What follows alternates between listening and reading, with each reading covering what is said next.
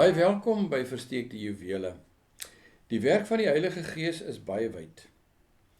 Hy verlig ons, lei ons, versterk ons, maar die hoofwerk van die Heilige Gees lê in sy verhouding met die Seun.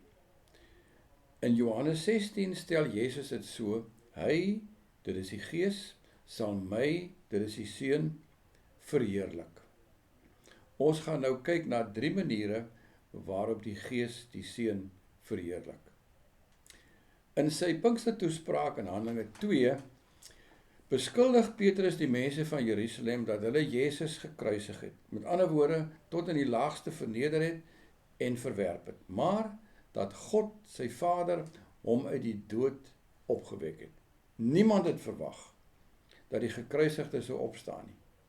Nie eens sy eie disippels nie. Die Gees verheerlik die vernederde Jesus deur hom te laat aankondig as die opgestaane Heer en Verlosser. Petrus verkondig die gekruisigde Jesus as die Here en die Seun van God. So word hy nou aan die wêreld bekendgestel. Die gekruisigde, die een wat verwerp en verguis is, word verkondig as koning en verlosser.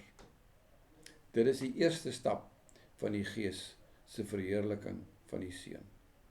Die tweede stap is dat daar toe duisende mense Christus as hulle verlosser aanvaar. Dieselfde mense wat hom vroeër verwerp het, gryp hom nou aan as hulle verlosser en koning.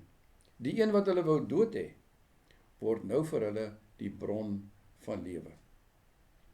Die derde stap is dat die mense wat Christus aangeneem het, verander word om meer soos hy te word.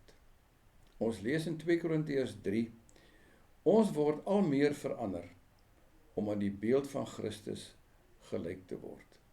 Dit is die werk van die Heilige Gees. Die Gees laat skitter Christus so dat sy beeld na ons gekaats word en ons weerkaats sy beeld weer meer en meer.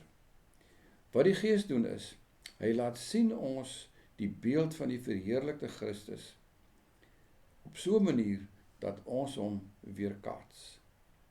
Al wat ons kan doen, is om te fokus op die gekruisigde wat opgestaan het.